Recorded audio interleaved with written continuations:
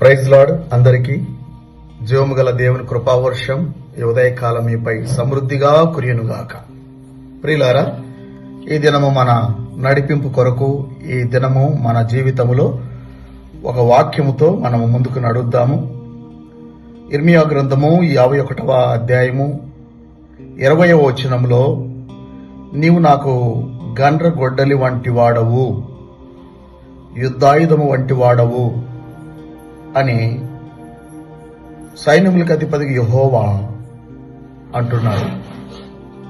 ఎవరిని గూర్చి మనం దేవుని వాక్యములో గమనిద్దాం. ఇర్మియా 51వ అధ్యాయము 11వ వచనము, బాణములు చికిలి చేయుడి, కేడెములు పట్టుకొనుడి, బబులోనును నశింప చేయుటకు యెహోవా ఆలోచించుచున్నాడు, మాదీయుల రాజుల మనసును దాని మీదకి రేపుచున్నాడు. అది యెహోవా చేయు ప్రతిదండన, తన మందిరమును గూర్చి ఆయన చేయు ప్రతిదండన.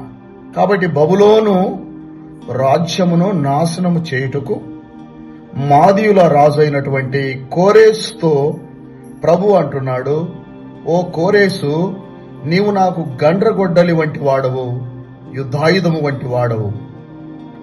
ఇప్పుడు కోరేసును వాడుకొని బబులోను సామ్రాజ్యాన్ని ఆయన కూలగొట్టాలని దేవుని ప్రణాళిక అయి ఉన్నది.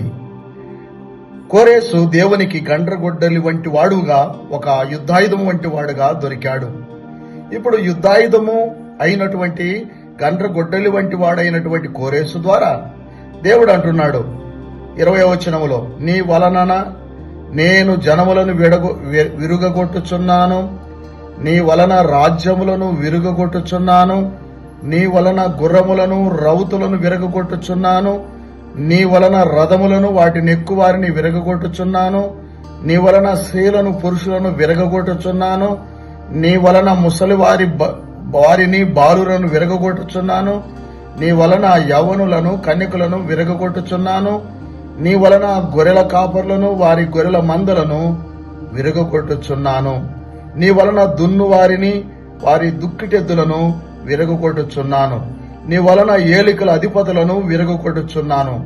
ప్రియమైన దేవుని బిడ్డలారా, నీ వలన అంటే కోరేసు వలన ఒక ఆయుధముగా దొరికినందుకు అంత పని సర్వజ్ఞుడైనటువంటి దేవుడు చేస్తున్నాడు.